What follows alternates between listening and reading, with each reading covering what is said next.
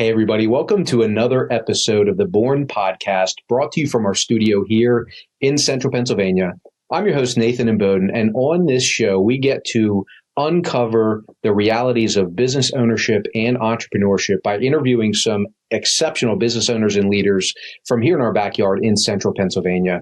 And you can find a full replay of those broadcasts on our website at thebornpodcast.com. Also, you can go to any one of our social media channels or your favorite podcast app, search for The Born Podcast, and hit that like, subscribe, and follow button so you can stay up to date on all these episodes. And I've got a confession to make today. This is round 2, although you only know it's round 1, with the man, the myth, and the legend, Seth Hughes, current president and owner of Mowery Construction.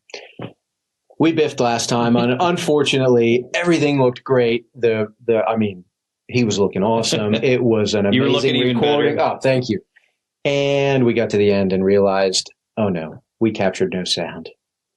Seth was gracious to come back, so here we are today. You hate to see it. You do, but it happens, and it shows of course. Your dedication to absolutely. Being here. So thank you, Seth, for coming back. Awesome. Love it.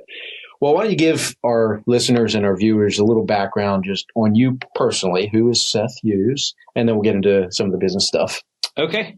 Seth Hughes, been in the area for most of my life, live in Boiling Springs, have a wife and 3 beautiful kids, and been in construction almost, really my whole career, even though that's not what I went to college for. I'm a Penn State grad.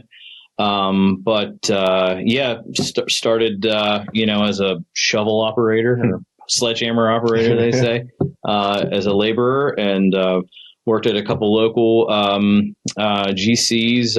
My first job was with East Coast Contracting and out of New Cumberland. Just awesome guys, great outfit, taught me a lot. Went out on my own, ran my own company for about 10 years. Then worked at ECI Construction for about 5 years, brief stop at Wilson, and then I've spent the rest of my time at Mowery. So that's the short version of my history, but there's a common theme, and it's always been construction, and I've probably worn just about every hat that there's that's available. Yeah.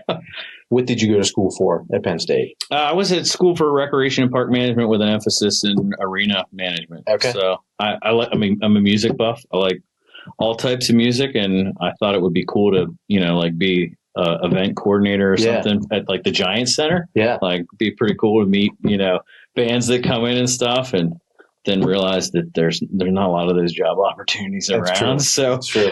Yeah. Went back to construction pretty quick. Interesting. And I guess at that time, Rock Lidditz wasn't what it is now. No. There might be an opportunity to get into something like that through there. So, yeah. So why construction? What drove you then to getting into that after graduating? Construction's I think it's in the DNA. My dad's been in construction his whole life. I have cousins and uncles and my grandfather, all held some sort of role, painters and equipment operators, electricians. It just seems like it's in the family. And I can remember being, 6 or 8 years old, my dad would be doing side work, or side hustle. And, I'd be picking up shingle ends that were cut or stacking lumber or something, and then started, picking up a hammer and helping him. And so I can always remember as a kid, helping him, with side work and building stuff. And he's a MacGyver anyway. So he's like even if it wasn't like a real job, we were building trailers or tree stands or, something, welding something. Just grew up around it. And then, when I turned 16, with my dad being in the industry, and at the time, the East Coast needed some, hardworking, strapping young lads, and, made an introduction for me, and they gave me a shot, and, and it was always good money. The construction's, it's really good money, especially, some of the prevailing wage back at the time was, I think laborers were like $18 an hour, Wow. So in 1996, making $18 an hour as a kid was pretty good gig. Not bad at all. Yeah. Good incentive to, kind of stay in it, I guess. Sure. So you, you mentioned the different construction companies or different places that you've been at, and eventually to Mowery, where you got here.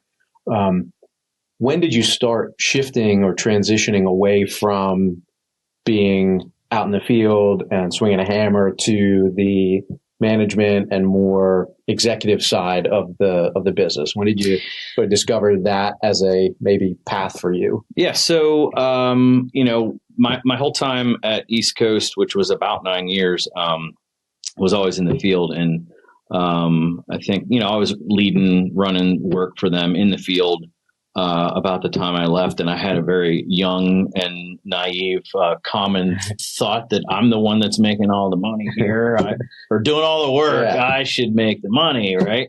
So that's how I ended up starting my own company. So Hughes Contracting, I started in 2003, and I was framing houses, and eventually, we built full houses, renovations, small commercial work, public sector work, restaurants. But when I left East Coast, started my own thing, was really when I started, foisted myself into the management position. I was wearing all the hats: estimator, bookkeeper, project manager, superintendent. I was doing all of it. But got a pretty quick wake up call that there's a little more to it on the front end than the guy that's actually putting sticks and bricks together. So that's kind of how that went, and again, grew that company. It went well. I was, 9-year run on that. And, by the time, I decided to take a different path, there was, like 25 employees. So I cut my teeth, kind of school of hard knocks the hard way, figure it out, sink or swim. Yeah.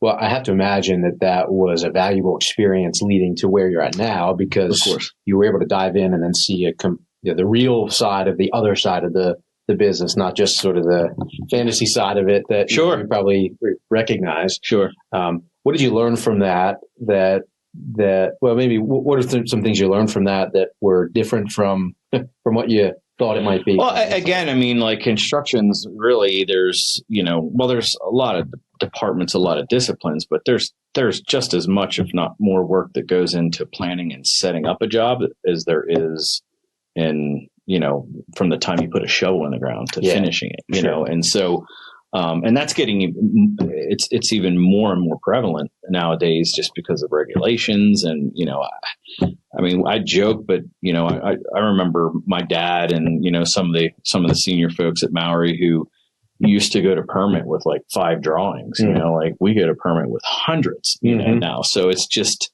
it's a different, it's a different world that we live in now. But to your question about what did I learn there, it's just that whole front end and, employee management, the whole HR piece of things, making sure that there's a company culture and people are treated well and, are growing in their career. There's just a lot more to it than just putting, a piece of drywall up or something, so learned all of that, and very valuable. And, it just happened. So it happened that I had, a toddler and an infant and 2 toddlers at home, and, I was spending 80 hours a week on it, and it was just too much. So I had a great opportunity at ECI and was able to, transition over there and kind of close things out, slowly and easily. And it just worked out. I got the opportunity, and my wife said, I think you should probably try something that's a little more stable. Yeah. So, and so when I went over there, I was ultimately pre-con manager, or director of pre-con services, I think was what they called it. And just kind of stayed on the front end, which, through all of that, at my business, I kind of fell in love. My passion's pre-con. I just kind of gravitate towards that piece of construction. I like just figuring it all out, and on paper first, and so I ended up staying in that sort of the front end of things when I went there, and that was largely my path for the next 10 years, 15 years of my career, until I kind of got to upper management at Mowery. Yeah. All right. When let's maybe unpack a little bit the transition to Mowery specifically, and how that all unfolded, and the step then of going from moving into Mowery to then your position of where you're at now as president and owner of the company. Yeah, so it's actually kind of a funny story. So I had taken a job with Wolson. It was the beginning of the year in, I think, 2016, and with the intent was to eventually take over their or lead their Harrisburg office, and I think it was the second day I was at Wolson was when I got the call from Mowery. And I was like, okay, the timing is not good here, guys. Yeah. And it was really funny. So, and I'm sure anybody who's watching this, who's in construction, or probably all industries, the recruiter, game is so savage. I mean, it's so savage. And it was actually a recruiter that called me, and he said, "Hey, I got a really good company. Senior management's, at age, and they're going to be retirement. I mean, it's wide open over here, and you should come, interview, because I think you could come into upper management pretty quickly." And I'm like, okay. So I go to this interview, and I'm sitting in an interview with Don Mowery, the owner at the time, Dave Cross, the president. I think it was Doug McInish was VP of Pre-Con, and we're like 5 minutes in the interview, and it's really uncomfortable. Like, something's off here, because I thought I was interviewing for a VP role. Yeah. And they thought I was interviewing for a conceptual estimator. So the recruiter had fed me a line, and fed them a line. Oh, no. And so it's wild. So then after we all got a chuckle out of it, and we were, and laugh, well, then we just kind of, the conversation really opened up, and, we connected real quickly. Dave at the time was the president, and Don had owned it. Dave was taking over day to day. And so Dave and I kept talking over like the course of the next 6 months. And it wasn't known then, but at the time there was some discussions between him and Don about him, maybe buying it. And so he was having discussions with me about, hey, I've got a short runway. And Dave's very vocal. He'll say, I started the beginning with the end in mind. Mm-hmm. And that is very much true. So then once he and I, kind of agree what was going to happen, he brought me in to run Pre-Con.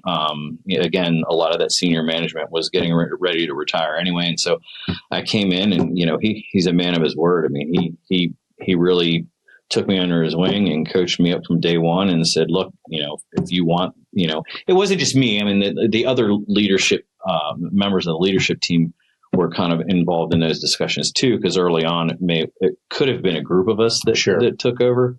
But eventually that just kind of dissolved, and it was just, kind of he and I, and, so I ran Pre-Con for him, for a couple of years, and then, took over the day-to-day as COO.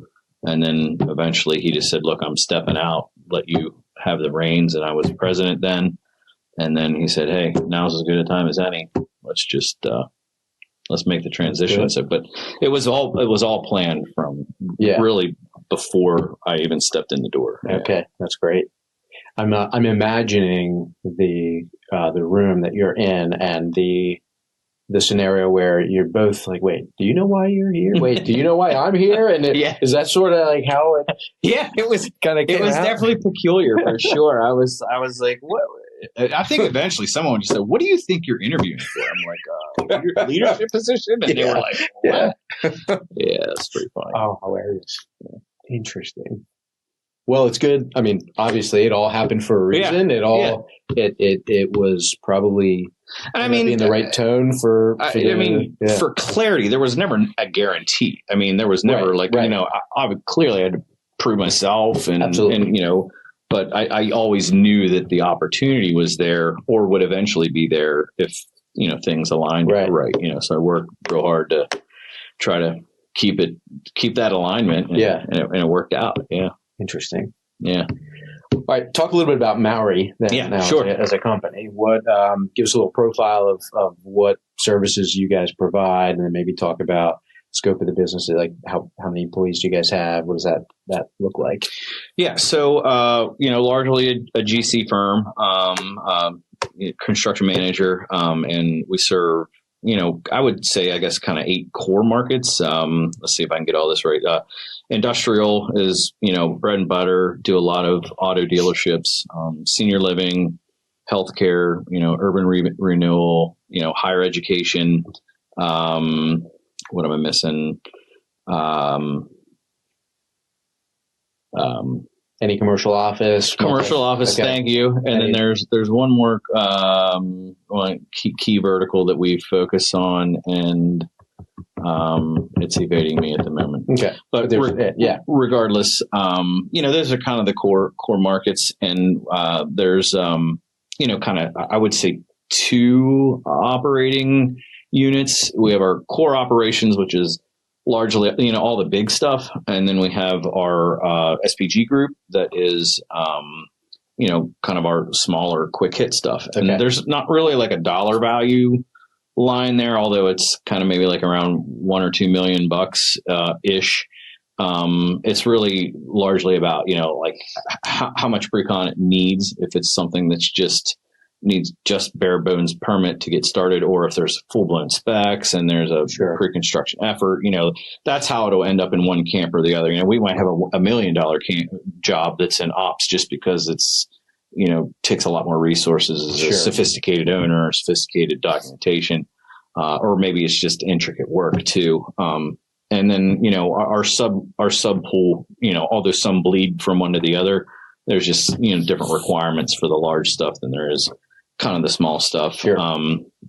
But, largely, I think we have 85 employees. I think that's what you were asking, roughly 85. And, we're unique in that we have an in-house design group. So not a lot of, in fact, I'm not sure. I'm not aware of really any in the area that have in-house design capabilities. There, a lot of GCs will do design build, but typically partner with another architect or other professional disciplines.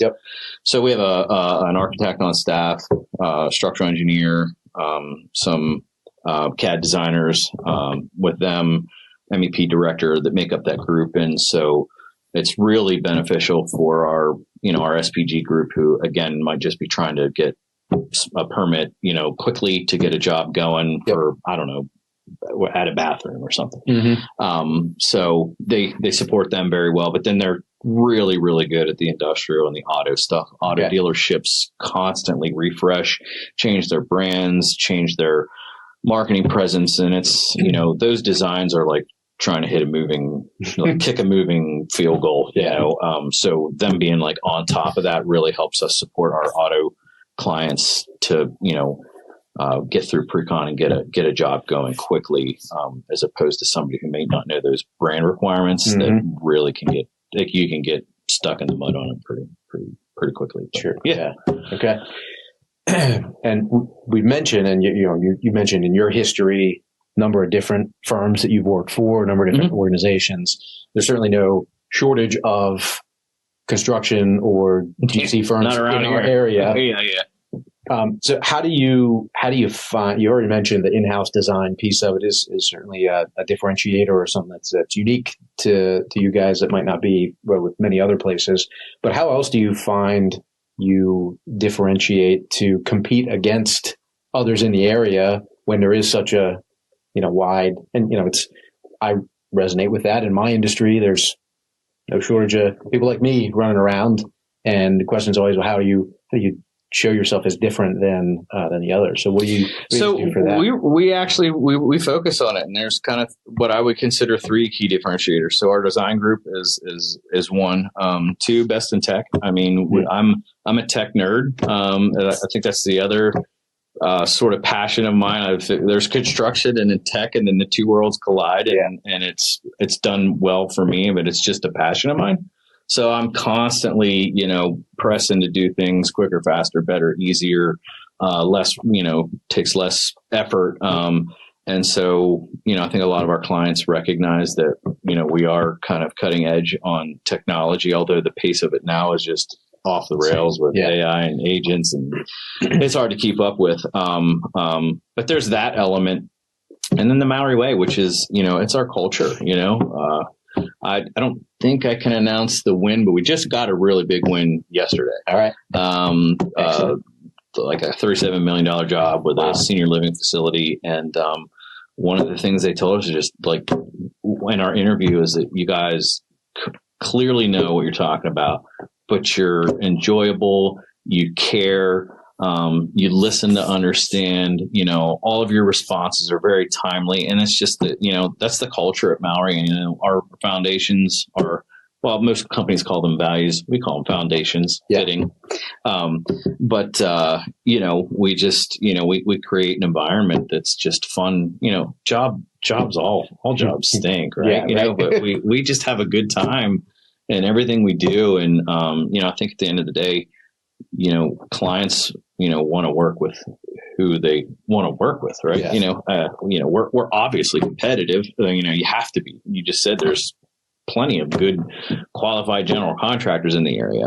But we're just a fun group, and, we take it seriously, and we listen to our clients. We want to understand them and respond and just do a really good job. Yeah.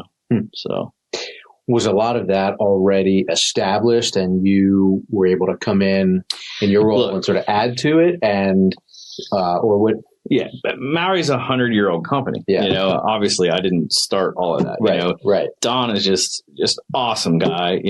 Dave was an awesome dude, and so all that was kind of groundwork was laid out for me, but I do embrace it, embody it, you live it, and when leaders do it from the top down, people file in, and get more comfortable. I've worked in places that, or been around places, worked for companies that, are just real stiff and, rigid and professional. I just don't think that's the world we're in these days. If you can have a good time while you're working, right. But yeah, we honed in our foundations, and, and we adopted EOS, and I don't know if you're familiar with EOS. Yeah. We run EOS. Great. Yeah. So we adopted EOS in like 2017, and, really helped us to focus on all that, focus on culture, focus on, employee development, and it's done really well for us. And, it's just blessed to be in such a great group of people, and it's fun. Yeah.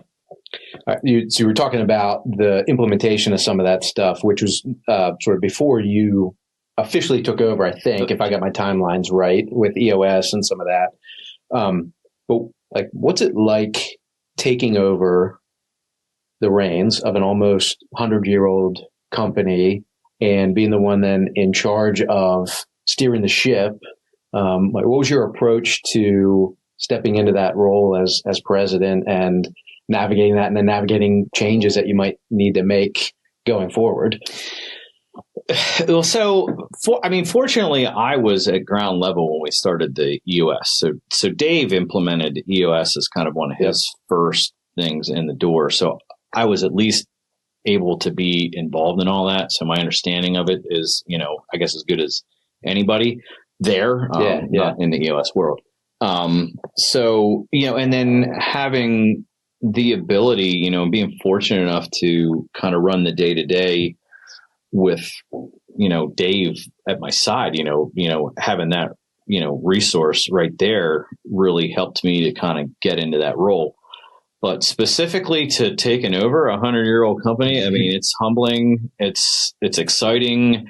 It's scary. I mean, I've questioned myself. And I think anybody would. But, again, just with having such a great group of people, they really make it a lot easier on me than, it could have been, So I think, the biggest challenges, I think, are really related to outside forces with, just the economy over the last 2-3 years is just things that no one's ever seen, even back up to, COVID and post COVID was just anomalies, and then, you got this whole tariff thing that happened, and, it's been a wild ride, interest rates, you didn't have all of that from 2010 to 22, so we had a good run there where it was just nice and smooth, and things have definitely it's been a wild ride. But again, Mowery's 100 years old, a lot of momentum, steam, Sure. So I just got to, kind of keep it going and, Sure. and steer the ship. But we're doing real well. Yeah. Well, I don't know what the multiple of whammies would be, but you've got increased labor costs that you end up starting to deal with. You've got increased material costs. You've got interest rates rising, so the cost for funding for people to take on projects goes up. It's sort of almost like the perfect storm for the industry. Lead times got crazy. Yeah, right. Like, distribution was an issue. Talking about materials that take 52 weeks to get. It's rough. So how did you navigate all of that? Like what kind of things did you have to do to adapt?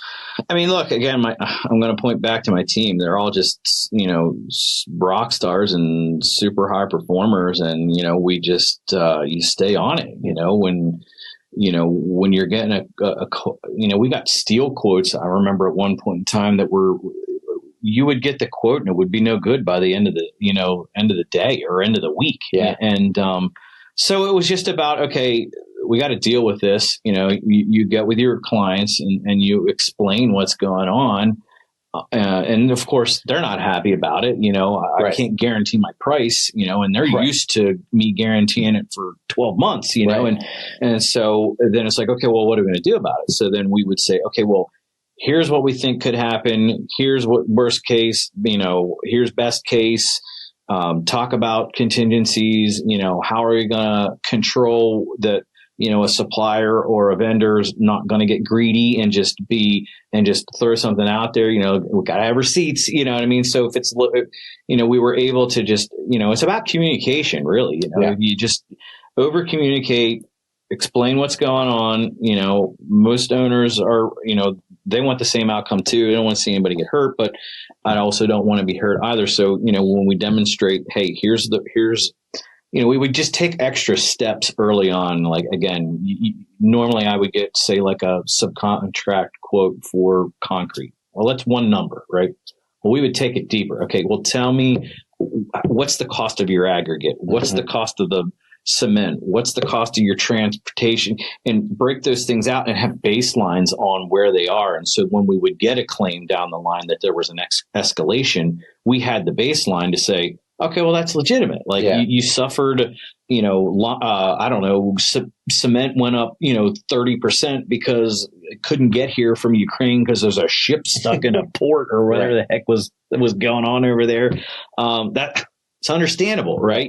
But because we had the backup, we could go to an owner and say, look, he's legit. He's not trying to get more money for transportation or because he didn't perform as quickly as he wanted to. Like, we can see the cost of cement was this the day we started the job, and now it's this. So, sure. It was a lot of work. I mean, fortunately, that era, I think we're kind of climbing out of that. That's not really. But to answer your question about how do you handle these, these challenges, and it's stick to your foundations. It's one of our foundations is build as if it's your own. If this was your house, if this was your project, what would you do if you were the owner and to make him or her feel, like you're taking care of them and, being responsible, for their money. Yeah. And that's what we do. And, knock on wood. I don't want to mess up an audio situation, but knock on wood, we've not had any real whammies around material escalations or long lead items. The rising interest is just kind of put developers and project owners on delay. It seems like that's starting to ease up. But there's nothing any of us can do about that. So exactly. I'm just weathering the storm on that one. But in the tariff thing, that was kind of a wild ride. But again, just communication, develop a plan, show that you're thinking about every possible scenario and what ifs, and show that you got a plan in case it happens. And really, that was kind of all a big buzz too. It was up and down for a hot minute, but it seems like it's kind of leveled out, mellowed out. Yeah. And I think broadly it has, which is good. Right. One thing you mentioned earlier in the way you differentiate is around technology, and part of that's efficiency, part of that's saying maybe more state of the art and doing that kind of stuff. So how have you used technology, and maybe even specifically because AI right now is very top of mind for a lot of people, how have you been able to use maybe AI to either drive a better deliverable, a better product, more efficiencies, whatever it might be, that you found to be part of that competitive advantage? AI specifically, you have to be a little careful. It's garbage in, garbage out, right? It's just the old computer adage. So, we're cautious about what we are using it for, but it's super helpful for simple things like review this contract against that contract. Mm-hmm. Someone sends you something and you make some changes, and then, you get to, you're about to execute. Everybody should review just to make sure that it's still the same. And prior to that, it's like, when you're talking about a 40 or 50 page document, it could take someone some time to get through it. And you can kind of just lay that in there and shows you where the two changes are. Like, yep, those are the ones we thought there were going to be. And, so that's a great way to use, AI. But some more advanced stuff is just really, training your AI to work for you. Site work drawings get really complicated, and if you spend some time in there and train it how to look at what you want it to look for, it can find things quicker for you. Okay. Nice. Another example is, like geotechnical reports can get super, it's like reading a VCR manual. It's just terrible, like 500 pages of like the same thing, and then it's that one page that has that one remark on it that, you can't miss. And so, we've been using AI to kind of like scan those and say, I need you to look for this, but I need you to also tell me if it's not there, because it not being there is almost as, the gravity's as much as if something is there. So using it for, again, I guess generalized document analysis is something that we use AI for. But now with the introduction of agents is a whole nother game. We had a intern in the office for about 3 months this summer who was working on kind of connecting all of our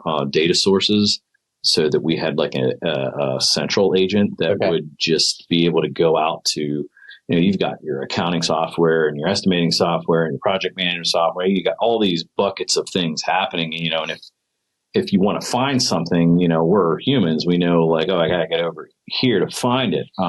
But that takes some time. And even in your classic folder structure, like it drives me nuts when, you have a standard folder structure, which you should, and you're like following this sea of folders to get to where you think something is, only to find that folder's empty. Like, so is it just not exist, or did somebody not put it there? And like, so, and you compound that over, hundreds of jobs, thousands of jobs, trying to find and mine. I just got a call yesterday.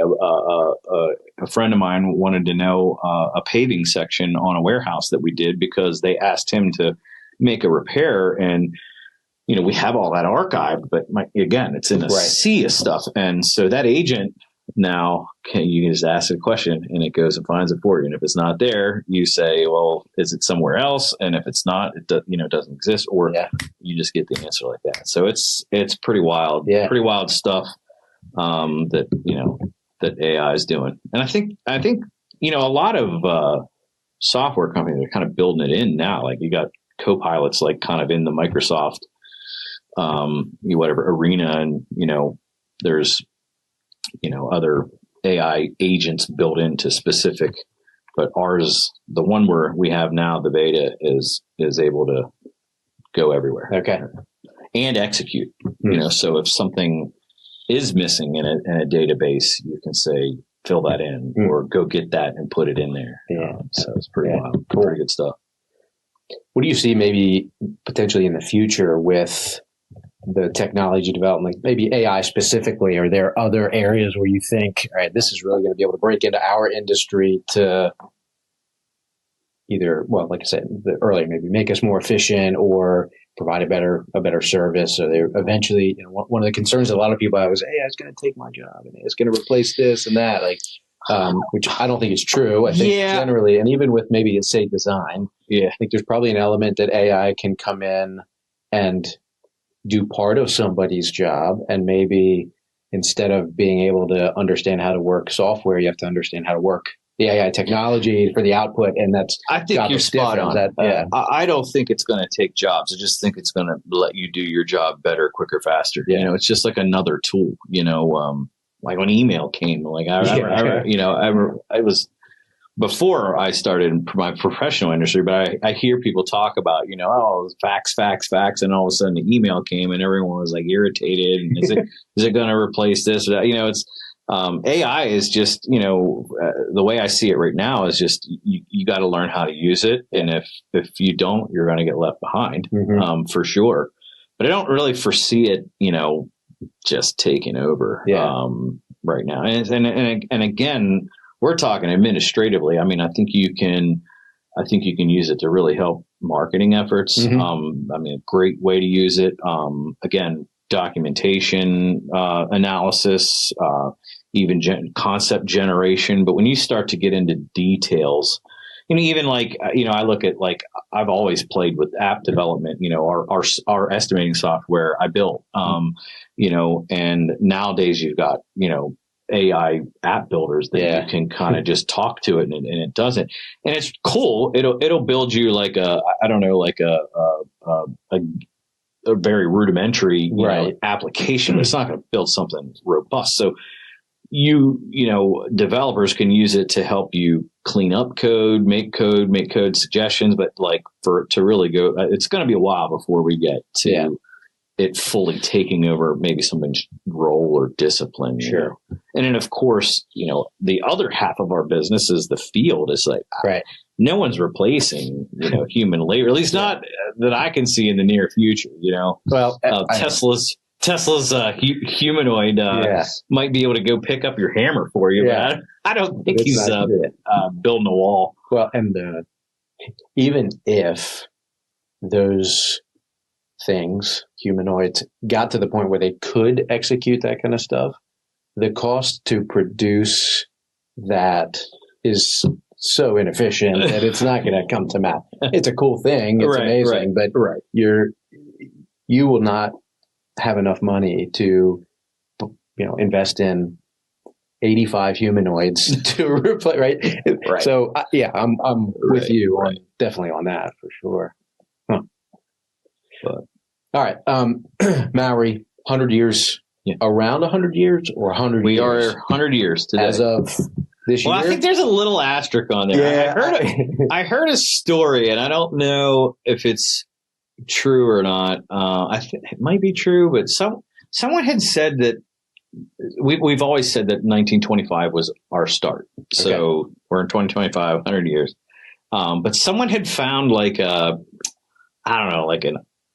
archaic document or something that of work that we had done in 24. Oh, okay. And so I think the unofficial start was 2024. Okay. Or I'm sorry, 1924. Right.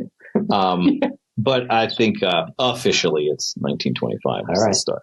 All right. So this is 100 years. It's 100 years. It's big celebration. Yeah. You had big, what did you guys do to? I mean, we did a 100th year branding.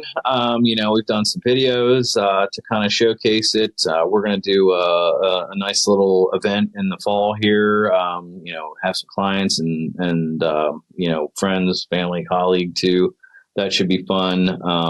But, you know, just kind of embracing it. Yeah. And, you know, it's been awesome to put in marketing pieces. You know, when you have 100th year on there and in a proposal, definitely grabs people's eyes. Oh, yeah. So that's a huge milestone. I mean, forget the statistics around family businesses getting to the third generation and beyond, but an organization getting to 100 years is intense. Major. Yeah.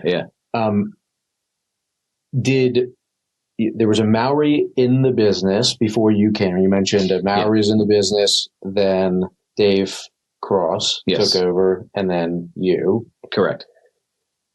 Was Dave the first non-Mowery to lead the charge? He was. Okay. Yes. All right. Yeah. So that's impressive in and of itself. That was almost 90 some years probably of that. So it was started by Don's grandfather, Raymond Mowery, in 1925, and then Don Sr., Don's dad, took it over. I'm probably going to get murdered for this, but I want to say in the 60s, 70s. And then Don, I think, took over in the 80s. And he just, I think his children, maybe one's a dentist, and they just didn't gravitate to construction and didn't want to, get involved. And so, Dave came along and was, Don was looking for someone to take the day to day, just because, he's kind of, getting ready to, throttle back a little. And so that was why I hired Dave to just come in, be president, and kind of take over the day to day. And I think Don maybe thought he would just kind of ride on that for a little bit. And then, Dave expressed interest in buying it. Don was like, well, I guess now's as good a time as any. So, so Dave just bought it from him. But Dave knew when he bought it that he had a short run because he was, I think, 55 when he bought it. Yeah. And so if I'm doing that correctly, it was basically 3 generations, but that spanned like 80 to 90 years. That's a long runway for 3 generations. Yeah, that's impressive. Yeah, that's pretty cool. Yeah. Huh. Well, it sounds like a really cool honor to be able to very blessed. Be at the forefront of helping to continue that legacy. It's got to be cool that first Dave was selected for his sake, was selected as the proper suitor, if you will, to continue that and being the first non-family member, and then to come to you. And just from everything that we've been talking about, and even round one. I don't remember round one. Round one. But I can't remember breakfast. Well, I remember the genuine appreciation you have for all of that, and how seriously you take that responsibility to sort of hold that and carry that on, which is exactly what's needed for an organization to go, hopefully, another 100 years. I say it all the time. I feel like it's my responsibility to set us up to hit another 100. Yeah. So I will be here till I know for sure we've got a good plan for that. Awesome. All right. I usually like to wrap up with one general question. Okay. Which is, and you can answer this personally, you can answer it professionally for the company, accommodation. The question is, if you were to look out 5 years from now and try to envision where you would be at 5 years from now, what would have to happen over the next 5 years for you to feel like things were a success? Fascinating. Well, I feel like that's a common. You have to answer that as a combo. I think so too. But yeah, 5 years from now, I would probably have 2 children. One graduated from college. I'd have another one either graduating or close to, another one in college. I think my wife and I will probably finally be empty nesters, or I guess if that is a thing, I know they come back. But, so that, just staying connected, my family's really close. We do a lot of things together. We constantly, talk and, the text thread, so, it's always family first, so hope that, looking back that, you're able to just make sure that you carve out the amount of time and focus in when they need you. And so I would hope that, families as tight as it is, and if it is, or tight as it is now, or tighter, and if it was, I would feel like that's a success. And 5 years from now, I would hope that, the business has some growth, in the direction that we're planning for.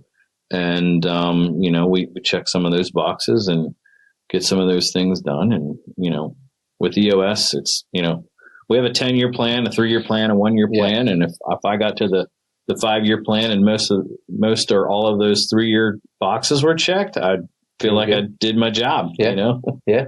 Awesome.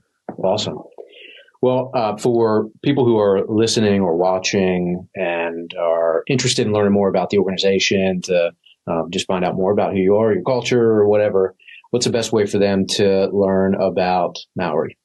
I think it's pretty easy to find. I mean, we're all over LinkedIn and all the social media platforms. rsmowery.com is our website, or, give us a call, 506-1000. 717-506-1000. Easy. I guess. Easy. Yeah. Right. Love it. In this day and age, you just Google. Yeah, that's true. I'm sure you could probably Google and find my cell phone number. Probably. Yeah. In fact, I just did. Yeah. Text me. Yeah. Awesome. Well, thank you so much for coming back. Yeah, absolutely. Thanks for having a good dialogue, for sharing your story. And for everybody at home, I hope you enjoyed this. I love getting to interview folks like Seth and other people in our industry, because there are a lot of really cool stories. And I think it's really awesome to start to really see what's behind the names and the trucks that you maybe see out, or the billboards, or whatever it is, but to actually start to get the story of the people that are behind all that, because we're all people, and we're all here, hopefully trying to do the same thing, which is impact people in a positive way and make a better world for everybody around it. So Thank you for doing that. Of course. And everybody at home, I hope you enjoyed that episode. We will see you on the next episode of the Born Podcast.